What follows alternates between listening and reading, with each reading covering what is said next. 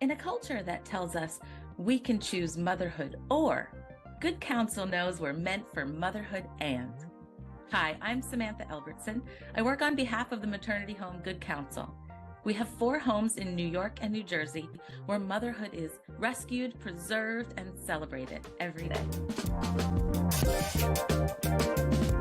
This is Motherhood and. Hi, Jane Cincotta. Nice to see you. Great to see you, Samantha. Thank you so much for being with me today. I'm very excited to have you on the Motherhood and podcast. As you know, working for Good Counsel, the true aim of this podcast is to be able to tell our stories, to be able to share with the world the wonderful work that you all are doing within our 4 homes in New York and New Jersey. So I'm so excited to have you here. Jane, I'll let you talk about what it is you do at Good Counsel, and that I'd love to hear your own personal story. Thanks so much, Samantha. So I joined Good Counsel as a residential advisor. I work the 3 to 11 shift.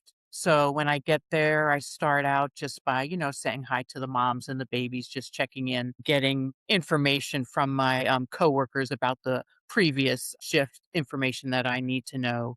Sometimes I'll take the moms food shopping or to a doctor appointment. Sometimes I'll help moms with getting dinner ready. It's nice. We have dinner 6 days a week, right? We all go to the dining room to eat together. I think that's really important. And then we do chores, right? It's a home. So the importance of chores, that's just what we all grew up with. So just teaching them that responsibility and also to feel good for this amount of time. This is my home. So I should have pride in keeping it clean and neat, keeping my room organized and things like that. There's free time for them to obviously take care of their babies, giving them bath time, getting them ready for bed. And then they have a little time before lights are out and things like that. So just the beauty of the family, right? There's something about that makes you want to be a part of that. It teaches you all the lessons you learn at home are so Mhm. important. So, as a residential advisor, do the moms also come to you with any of their issues? Are you helping them with schoolwork? Is it just anything they need? So, residential, right? In the home, advisor. So, So you're leading me into the word mentor, right? So we get 2 yes. moms that we get to mentor. So once a week, we have a formal meeting with them, but obviously throughout the week, we're just checking in with them as well as the other moms. Any of the moms can talk to any of us and stuff like that. And obviously all the residential advisors are talking. We're talking with our house manager, and we also have a case manager. So we have a great team there for them to go to for resources because yes, obviously we want them to get a job. We want them, if they want to continue their education, we want to help them with that. We have a learning center, Mhm. which has computers so they can look up jobs. They can look up apartments and also just to talk about the day to day, right? Gosh, I had a tough time. My Mhm. baby, kept me up all night. When is this going to stop? That age Right? old question. Yeah, right. We're fortunate to have a childcare room at Riverside so that they can, right, work a full-time job, so that they can go to school or do some type of work program, things like that, right? So we're teaching them obviously about budgeting, getting a bank account, right, getting a savings account, putting so much away from your paycheck, right, so that you can get that amount so that when you're ready to leave. But yeah, it's great to teach them these skills, right? About budgeting, about communication, right? The majority of moms are in their 20s. I remember being in my 20s, right? Communication is tough. I'm 56 and it's still tough, right? Because you say something and someone might hear it a different way, right? So you got to kind of come back and maybe readjust or whatever. So, but it's a great, opportunity for me also to learn skills. You're a teacher, but you're always a student, hopefully too. And Mhm. you learn from I certainly learn from the moms. I learn from my coworkers. I certainly learn from the house manager and case manager who have these very specific skills that I don't have.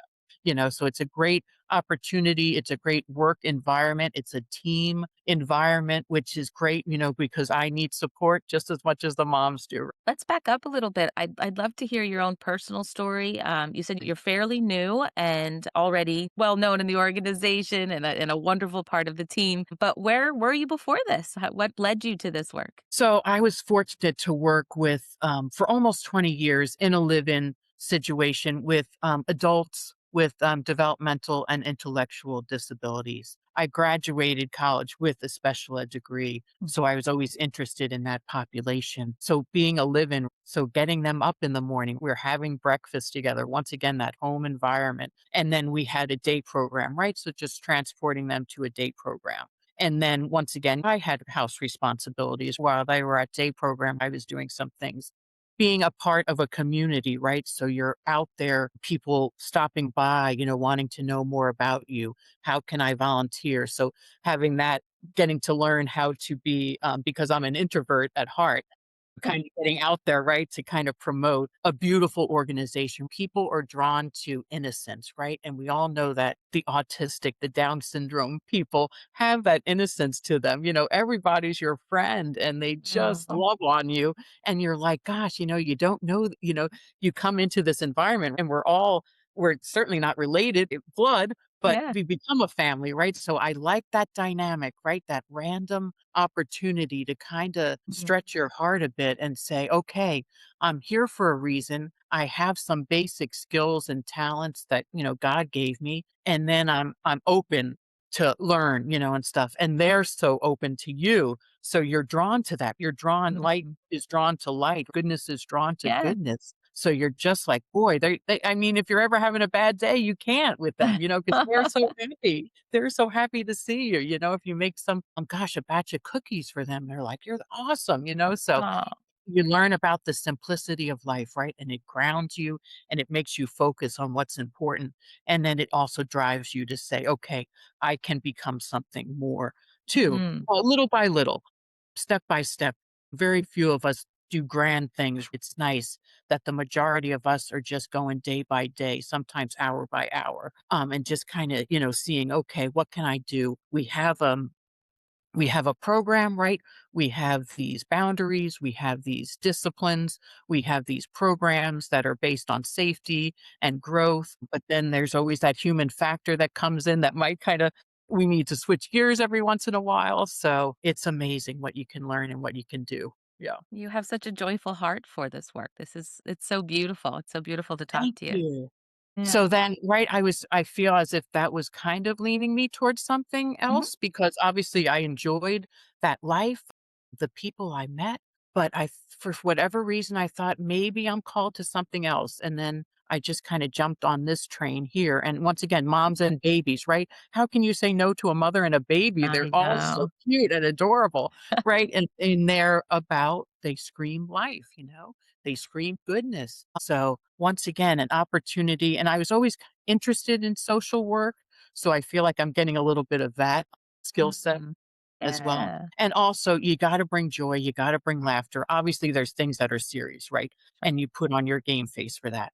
But other times, you can't forget the value of, just telling a joke, or something like that, or just asking a simple question, what was good today? Or what did you struggle with today? And then letting them know, gosh, I remember once again when I was your age, I went through the same thing. Yeah. And also letting them know, still now, there's some things that you're just always going to have to grow. And communication, I think, is a big thing to know that you're not alone. You're not the Mhm. only going through this. And as tough as it is, it's temporary. So you got to give them a little bit of hope, right? Because it's so easy to go down because society is very dark and society is going to not support you. So to be able to come into this environment at Good Counsel for a year or 15 months, which obviously feels so long, right? When you're Mhm. doing struggling, right? It's like, Yeah. and you're with people you don't know and you're not going to trust them, right? And trust is a big issue, right? Mhm. How do you build that, right? It's not going to happen overnight. But little by little, if you're once again, that little open window or door can provide great opportunities, because everyone has potential. Everyone Absolutely. is called to do, they were born for a purpose and Right. they're told to live a certain life. I love what you said about communication being so key, and we know that communicating with each other, being heard and being received the way it was intended is important, right? There's so much Yeah. miscommunication, but communication in the way that you're talking about too, because there's so much darkness and there's so much fear. when you don't have someone to talk to, when you can't let it out of your head, you can really spiral, right? The enemy plays lots of Yes. games when you keep something in your head. And I remember just even in early motherhood and how it can feel isolating, even if you're surrounded by support, even if you have family down the street, even if you have all the things that, sometimes we make a rosy picture about what motherhood looks like, but you can still in your own head feel like either you're doing it wrong or something is off and so the simple act of having someone to express that to, especially at the end of the day, to just say, "Oh, this is what I've struggled with." And then to say it Right. out loud just is freedom. It's absolute freedom. And so that's another key aspect that some of these women who come into our homes, when we say, okay, they don't have any support, we think immediately financial, right? Oh, they don't have a house, they don't have money, but they don't have someone to talk to. And that it's so crucial in just general well-being. And we Yeah. have a therapist who comes twice a week, Yes. which is huge, right? Yeah. Once again, Yeah. nothing beats a professional. Mhm. I think the dynamic in the home and the way that it's set up with those hierarchy and the different aspects, not even hierarchy as much as it is just that holistic approach. Like you said, there's case managers that Yes. have special skill sets that they bring and house managers. And so everybody is equipped in these ways to really because it's not a factory, right? Good counsel doesn't just pop moms in and pop them out. Good counsel has to say, what does this human person need?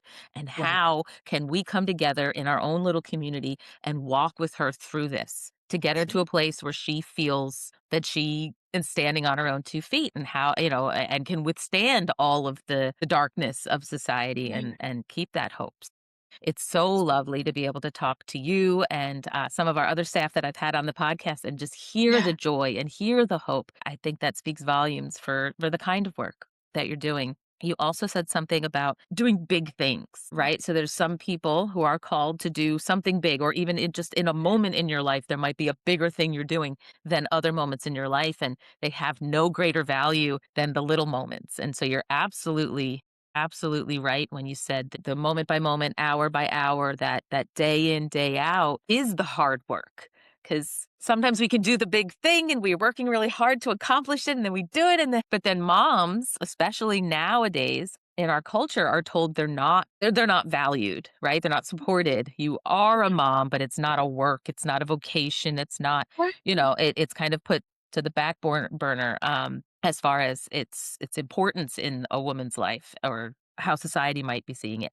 But, it is that waking up every day. It is that putting on a happy face. I mean, finding the joy in some of the monotony. Some of it is tiring. Waking up every day going, "I'm gonna cook again. I'm gonna cook again 3 times and snacks, and I don't even know." But then, of course, there's all the joy and those little moments where the baby looks at you or the milestones or just you feel the connection and just making that connection on a regular basis. It takes all of you, but it's worth all of you. And you're mirroring that nurturing, mothering to the moms in the homes. So every single one of the women and yourself included, especially the joy that you're bringing to it, that's you're mirroring what motherhood looks like because you're mothering these moms. And like you said, there's responsibilities that we're learning and there's boundaries and there's limits because that's part of it, right? Even learning self-control because otherwise it's chaos and that's not freedom. So yeah, Ed, your work is it's that hour by hour, minute by minute walk that you do. And so I'm grateful for you. I'm grateful that you're in the homes that Thank you who's on the front line helping these moms because they might not be able to voice it until way later, you. their appreciation or their even understanding of the role that you've played in their lives. It's a Yeah, big another deal. thing we do is something called a life skill, right? So Mhm. every week we're teaching them different skills, whether it's parenting, whether it's spirituality, whether it's about chastity, whether it's about or we have this other category which I tend to gravitate towards because the funny thing is I've never been a mom. So but I'm an aunt of 9. So Yeah, I bring oh, my wow. aunt into it, right? And stuff like that. But I'm also once again, being an introvert, I'm more of a thinker. Mm. Like philosophy was one of my favorite classes in college because I had a great professor, stuff like that. So I enjoy thinking. I like ideas. I listen to different podcasts because it's interesting to just kind of when you open your mind, then that hopefully then leads to maybe some type of action. Okay, Yeah, what can you do with what I've learned now and stuff like that. So I see all of the moms obviously as my nieces, right? So that's all I know, right? And that's things like great. that. And so it's important to, yeah, once again, so I can kind of bring that joy, or because I don't have the responsibility of a husband and children, which is a beautiful responsibility and vocation. But yeah, so, I always thought with my 3 siblings, if I could help them just by doing a load of Mm. laundry or doing the dishes for them, taking the kids out to do something fun. Just the adventures I had with my nieces and nephews, Oh, you just can't, put a price on that, and mm. stuff like that, the memories and things like that. So Oh, yeah. how blessed they are to have an aunt like you. Absolutely. Yeah, that's Yeah. so fun, and I think, when we It talk it's about all motherhood, something different. there's biological motherhood, but Yes. as women, there is a predisposition to mothering that our society totally discount, like, that's not real, that's not a thing, we just have a problem with words right Yes, we now. do. We either make the in the English language, there's like it's very cut and dry what a word would mean, right? In some other languages, it can mean so many nuanced things, and we're just like, this is what it is. Yeah. And so Yeah. we kind of lose a lot of the depth of what mothering is, of what femininity is, of the calling of a woman, especially her role in the community and society. So not only are there children that come through me, but there's the fostering of children, there's the village that raises up a child, raises up a generation. And so you Absolutely. need women who Right? have not only different skill sets and different Mhm. temperaments, but Right. different vocations in life to be able to be fully who they are and give fully who they are to those children. And so, I mean, I know me and myself, I just even have a different capacity for what I can do, how I can do it, with my Mhm. kids Right. versus any nieces or nephew. I'm just like you, like, let's go. Or even my friends' kids. I'm like, "Oh, let's have fun." So, I Yes. think that's necessary. That's the I holistic agree. approach to humanity and forming full people, and, in God's image and likeness, as they are, right? Their dignity, their Yeah. God-given dignity. So, I think it's wonderful and it's beautiful and how what a joyful and special way you have found to express this. Like, you're very well spoken about your vocation, about Mm. your ability to live and walk and truly be with each person. And I think that that's amazing. That I would pivot here and ask with regards to mental illness in working with special needs population versus what we are finding in the homes. Sorry, this went more serious, fun Sure. and Yes. but it just came to my mind, and I think it's Yes. a good question to what we are seeing, which is an increasing mental illness or a mental just a greater need for mental health in our homes. So we used to have a home that was dedicated to mentally ill mothers birthing their babies, and that was Daystar. And so that was a very specific program, very specialized program for those with those special needs. Now, we have integrated a lot of that with different staff and their skill Right. sets being trained in those special needs to be in each of our homes. We have the 4 homes. For Yeah. anybody listening, we have 4 homes, one in New Jersey where you are at Riverside, and Right.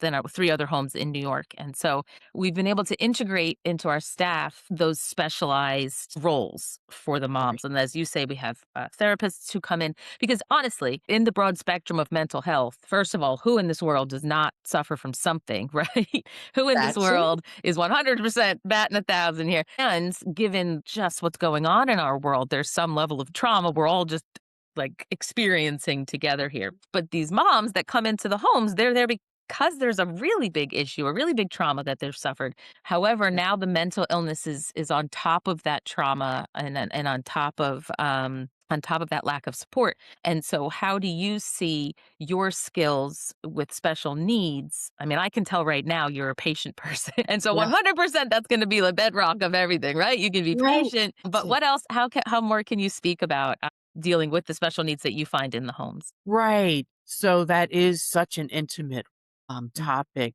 and such.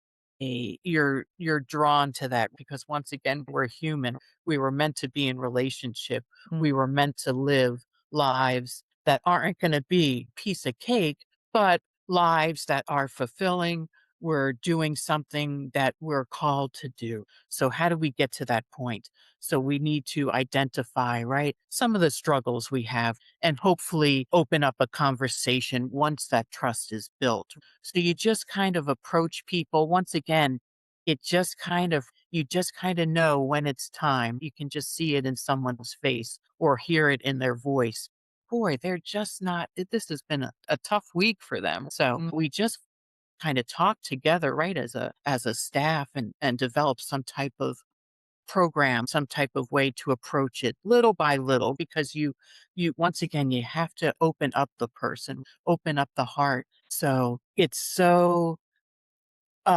it's such an honor, mhm. privilege to be a part of that environment because once again, you know what it's like yourself and they're so young and you know the potential they have. They have this whole life ahead of them, right? So that's your goal.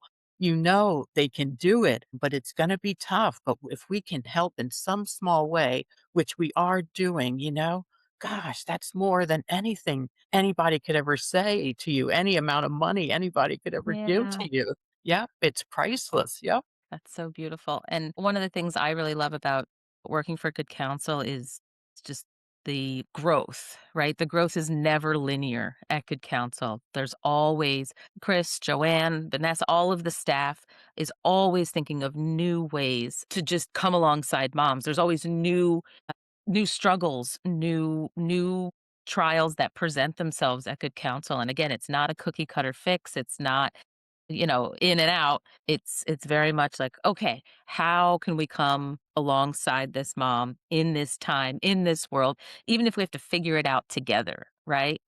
Like, because each mom is going to be given support in every area of her life. So, yes, she will have food on the table. There will be a bed for her, her own room, care for her throughout pregnancy, transportation to all of her appointments, encouragement as far as continuing education and job search, and then even just encouragement if she's struggling with mental illness or if she has previous diagnoses that need to be kept Great. up with it, so she has Yep. that kind of a care.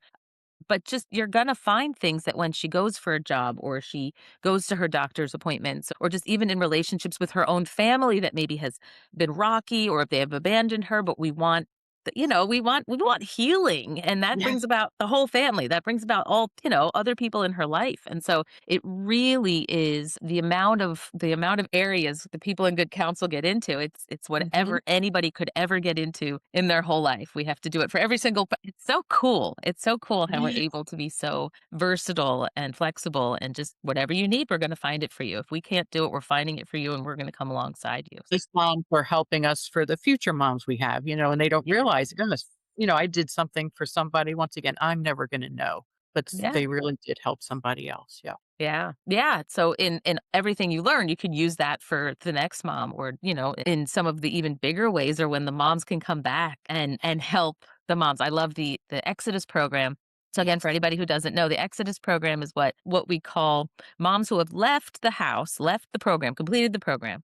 And Mhm. usually that means they have some money in their savings account, they're gainfully employed, they have parenting skills, and they have a roof over their head, whether it's back with a family member or if it's in an apartment themselves or whatever kind of housing they've been able to secure for themselves that we also can vet and make sure it's safe and appropriate. So all of that is big win, big win. But even then, we are a safety net for them. We become family members.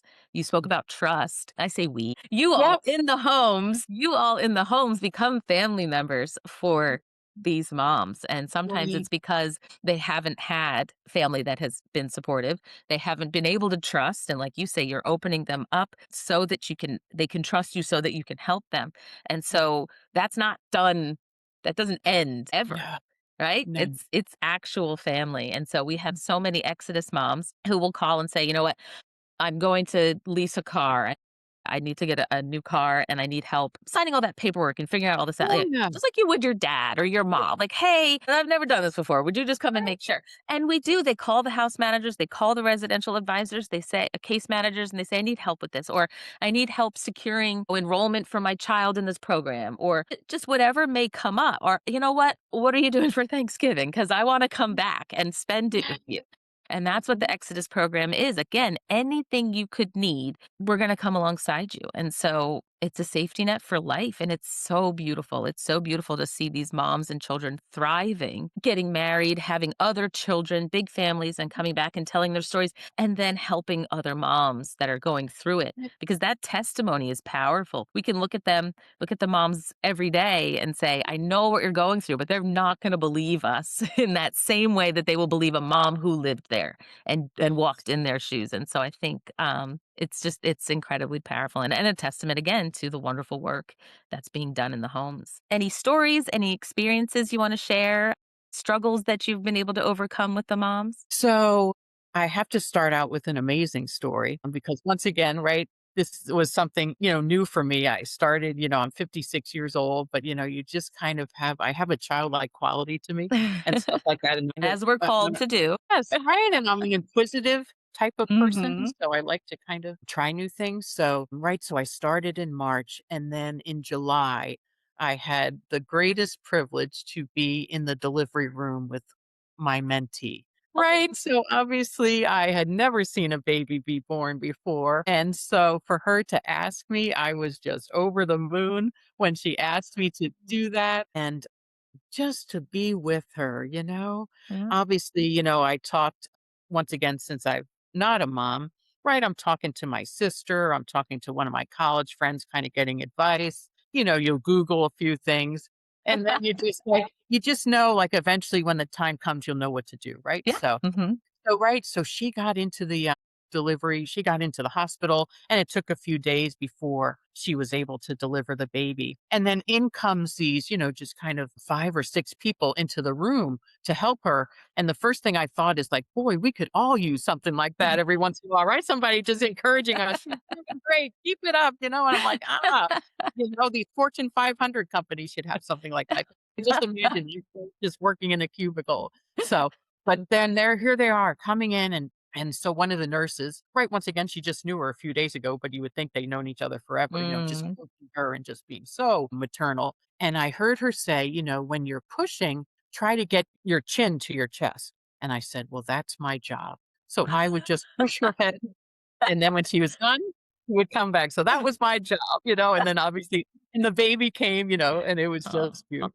But what a gift, what a joy, something I'll never forget, obviously. That So is beautiful. When I was able to interview Vanessa, that was her favorite story too, was the first time she was in the delivery room. Just for those who are watching and don't know the ins and outs of the work. So yeah. at Good Counsel, you can give a list or ask for a list of anybody you want to be in that delivery room. So if it's your, friends, your moms, your significant other, whoever it is that Yeah.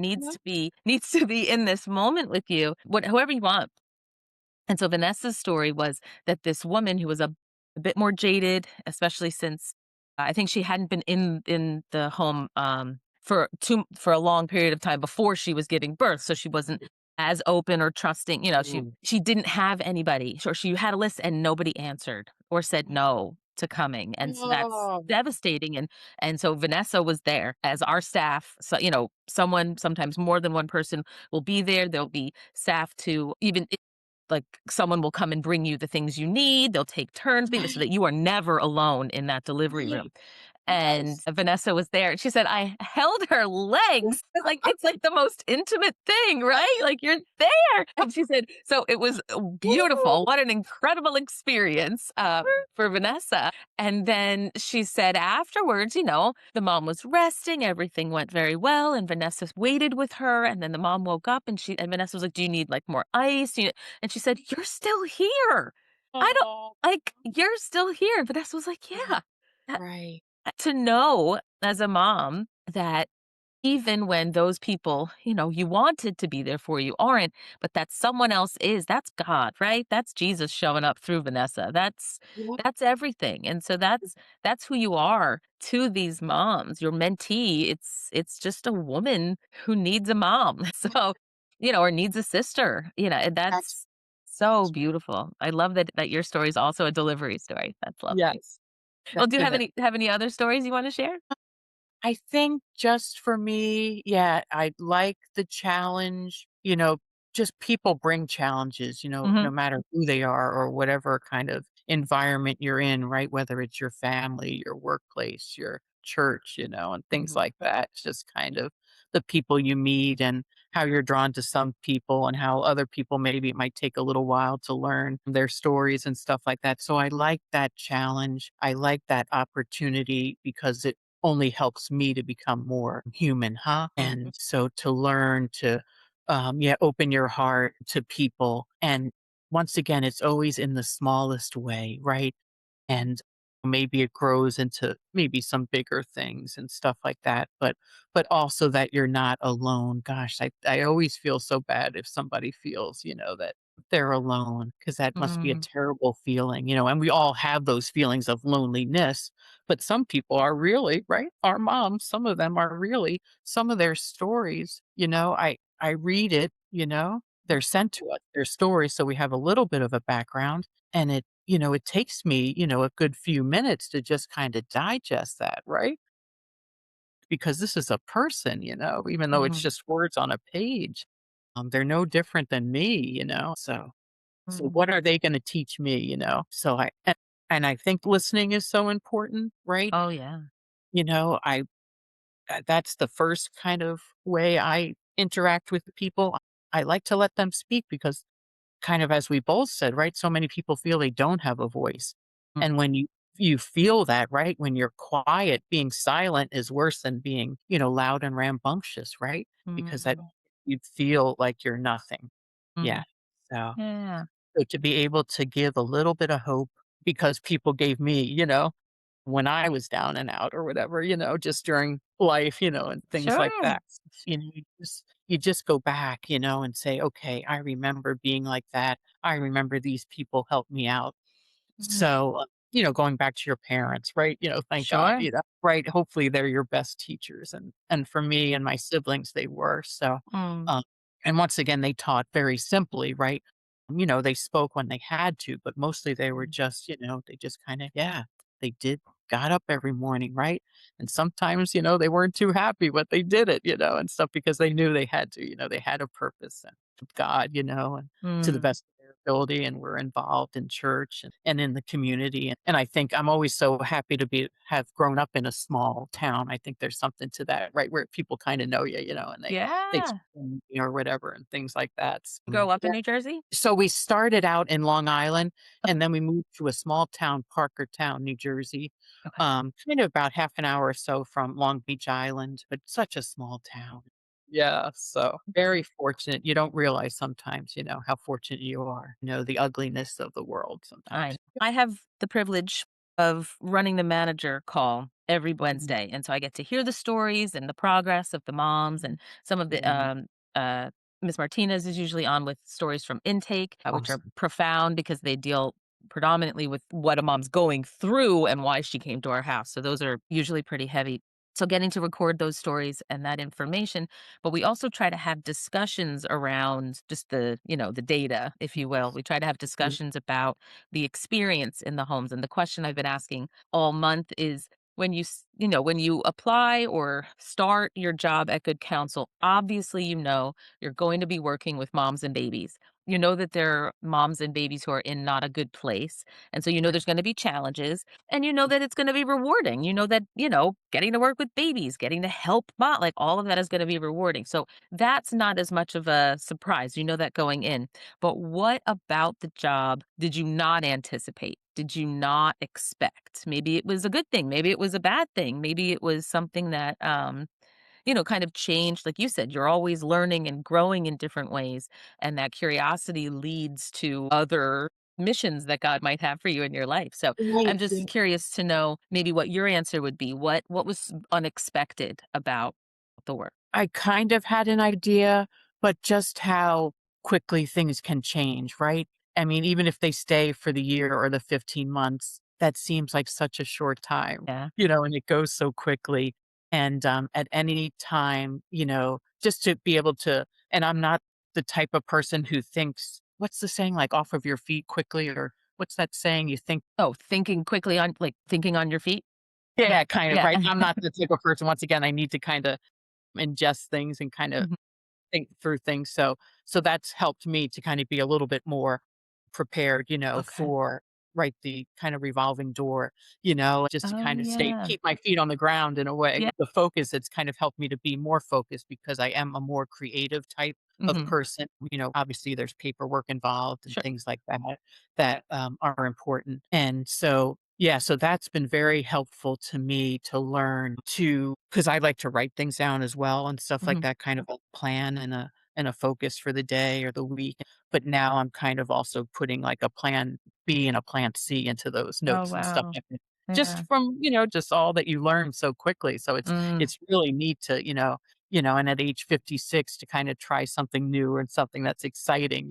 So it really it is this is a job, just a variety of ages people could, if they're called to that, there really is an open door for people, and their experiences and stuff. Yeah. Yeah, that would be the second part of my question is anybody who was considering working for Good Counsel or anybody who's working in social work or even like your story, working with just at risk or in need populations, Yes. what would you say about working at Good Counsel? Right. So I like that our Riverside is a small group of people. I'm drawn to that, right? I work better with smaller groups and it feels more intimate. It feels like a family. You feel the support right away because you have your bosses who do have the expertise. Obviously, my coworkers are all moms. So obviously, that would be the best qualification, I think, Mhm. as a residential assistant. But yeah, you definitely need some fun aunts or even some fun uncles. I would love to see some men in the organization. We have Joe, who's our great maintenance supervisor, right? Maintenance. Yeah. Always good to have a man on campus, I believe. But I would love to see some men in the organization doing this because once again, they have skills, right? That women don't. I mean, they'll tell it to you straight, right? You don't have to follow-up question with a man if they That's there's one of no the things that's no one of the things I gray. loved in talking to Michael Phelps about and he does parish outreach, but because he lives Yes. close to the Riverside home, he'll go in whenever there's mass, Yes. and play guitar and kind of serve the women. So, understandably, you're gonna have women working in the homes because you're gonna Yeah. have women who come from domestic violence or just, they Exactly. might be hesitant to be around a man they don't know. Yes. But you do still need good male role models. You do still need Yes. someone to come in and show what true masculinity is and Right. how a woman should be treated, right? That's So right. that's very important. And a woman can't do that for another woman to show her what a man should be. And so it's great that our maintenance men are we are really blessed, and Joe Yes. especially, that they're just phenomenal men, fathers, and that they're and that they're fixing things around the house. Do you know what I mean? Like, Right. there's just something so comforting in that. Like, you know what? It's not Definitely. working. Don't worry, Joe will show up. It's heroic, That's right? it. Definitely. Right. Nothing about traditional roles, right? That's That's right. always been the work in a society that's so fast paced or Yeah. whatever. No, Things that absolutely. And so yeah. I really appreciate To the role that they play because I mean, you sign up to be a maintenance person and maybe you're good at fixing things, but really you're in a home and you need to be sensitive to the moms and the babies. And so it really takes a special kind of gentleman yeah. to fulfill that role. And so yeah, And and yeah. it's a little grandpa role in there. And so that's beautiful. That's Yes. beautiful. Can't have a family without it, That's right? right. And for all these women to say yes to having their babies when you all know society Mhm. says just go and get an abortion, you right? Yeah. I Yeah, consider them heroes, right? Yeah. they are. Very They strong are. women. I think a lot of times, you know For my job, it's promotion and advocacy and awareness. And so to let people know what you all are doing and how profound and necessary this work is. But when I'm asking for stories or asking for just to, what did you find that was profound this week? Often the house managers or any of the other program staff are saying, like, well, we don't have anything going on right now. And I'm saying, no, no, no, no, no. The fact that the mom is there is what the Yes. success is. Like, success isn't she's making six figures and out of the house now. Like, success is she said yes and said no to the societal pressures that told her she couldn't be a mother because That's right. she had a past or a diagnosis or an addiction or just not financially, up to whatever par that society has put on us. So she Yeah. has said no to that pressure already, which we know is so heavy, and found a way. And now she's doing that day to day, hour by hour, moment by moment work, which it's truly heroic. So yeah, they are the Absolutely. heroes. Yeah. That's it. That's it. Yeah. Yeah. Jane, do you have a favorite part of the day? Do you have a favorite routine in the house that your favorite thing to kind of pass down or encourage your moms to live with? I enjoy dinner time because that's the time where you can just talk about the day. That's also the time when I do my life skill. But yeah, just to at a meal, there's something about that that's Mm, just so comforting. And when especially if you're having a bad day, you're with everybody, even if you're mhm. not talking. At least you're participating in something. And, you're getting a good, healthy meal. Some of our moms, I'm telling you, I wish we could open up a restaurant or a cafe because they can just whip up the greatest meals, the flavors and the spices they use. I love it, and they want you to eat their food, which is Yeah. great. I'm like, "Yeah, I'm coming," it's kind of a fun time too, yeah. A lot of times you do laugh and stuff or just tell stories, so that's my favorite part of the day. You can almost see there's something so, like you said, human about the meal. It's a need everyone has, and cooking, there's a special pride. No matter what you've been through in your life, you're like, I know how to cook this thing. Like, this is my thing. This is it. Yes. And I love, so again, just to back up for anybody who doesn't know the routines in the homes, but the moms are asked to prepare a meal. And so they're given skills classes if they don't know how to cook, basic safety, that kind of thing. But they are asked to participate in cooking a meal. Is it once a week, each So mom? every day but Saturday, so it is nice. Saturday is a day when they can, do what they want, and that is kinda nice to have one Yeah. day where you can just kinda everyone does house chores, right? Everyone Mhm. cooks. We do have, morning prayer Monday through Friday at 10 that they Mhm. attend, Yeah, once again, right, just kinda getting them into these because once they leave, right, they're gonna have to, cook meals, right? They're gonna have to clean their apartment and things like that. Yeah. And hopefully they'll get into a prayer life too. A lot of our moms like to pray.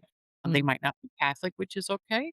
But I always try to obviously you're not gonna, hand them the Bible when they walk in their first day or whatever, stuff like that. But you bring Jesus in different ways, or you bring God into the conversation Mm. as life goes on and drop a few, kind of inspirational things for them. Sure, sure. I mean, it's you'd be remiss to not share the truth with them. And just like we'd said before, you in your own work are Jesus to them, right? Jesus works through people in your life to help you get to where you need to be. And so just as much as you are imaging what is Christ like, how Christ loves the church, how Christ loves the bride, that's all of us. You're doing Yes. that for them, you can see Christ in them, right? We're supposed to see God. We're supposed to see Christ in the poor, in those who are in need. And so that you are face to face with our Lord every day. And that Yeah. is such Yeah. a beautiful work, such a beautiful vocation. Yes, definitely. Yeah, you don't have words for that. Yeah.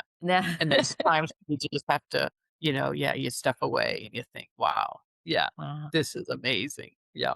That is so beautiful. Well, I thank you so much, Jane, for all that you do in our homes. I thank you on behalf of society for taking care of the moms the way that you do, right? Because no one is alone. Nobody is a standalone person. Everyone's life impacts the whole of humanity. And so standing in the gap and supporting women in the way that you do and the way that all of your coworkers do, it's world changing, right? It's It's a joy, it's a yeah, challenge, it's just real life. Yeah. yeah. Yeah. Mhm. It's creating those big ripples that Yes. just go out and affect the whole world, right? This one That's woman it. whose life is changed for the better, she's gonna go and change a million lives just by her witness. So You I got it it. just and those of her children who might not have been here. So I the work you do, like you said, there's not words. It's so profound. So I Yes, it thank is. you. I thank you for your quiet, simple joy about the way you go about your work. That's Saint Teresa's little way, right?